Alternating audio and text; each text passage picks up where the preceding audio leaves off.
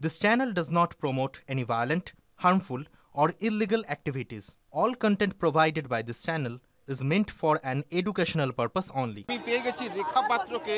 সন্দেশখালীতে যে রেখা পাত্র নারী নির্যাতনের বিরুদ্ধে রুখে দাঁড়িয়েছিলেন, আজকে সেই রেখা পাত্র আজকে কলকাতার মিছিলে পা মিলিয়েছেন। দিদি, যে ঘটনার প্রতিবাদে আপনি যে ঘটনার প্রতিবাদে আপনি সন্দেশখালীতে রুখে দাঁড়িয়েছেন, আজকে সেই ঘটনার প্রতিবাদে আপনি কলকাতায় পা মিলাচ্ছেন। অবশ্যই এখন সন্দেশখালী থেকে কসবা থেকে কালিয়াগঞ্জ আপনারা দেখছেন যে কিভাবে মেয়েদের ওপরে নির্যাতন হচ্ছে। শুধু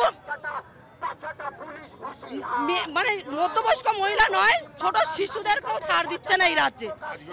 একটা আজকের এই রাজ্যে শুধুমাত্র একটা মহিলা মুখ্যমন্ত্রী এসে নারীদের সম্মান রক্ষা করতে জানে না, পাশে আছে তাদের মাথায় হাত রেখে দিয়েছে আর বলছে যে না, এরা আমাদের পার্টির সাথে, আমাদের দলের সাথে কোনো যোগাযোগ নেই, এরা আমাদের পার্টির সাথে কোনো মতেই যুক্ত নয়। কিন্তু মানুষ দেখতে পাচ্ছে, প্রমাণগুলো তো জল করছে মানুষের চোখের সামনে।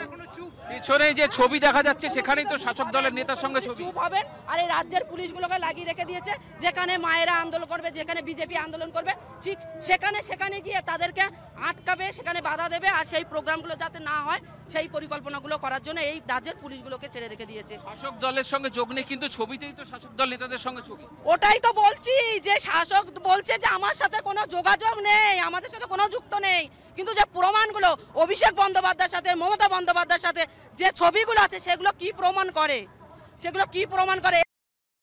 এই মুখ্যমন্ত্রী মমতা বন্দ্যোপাধ্যায় সরকার। তো একে অবিলম্বে আমাদের রাজ্যের থেকে সরাতে হবে।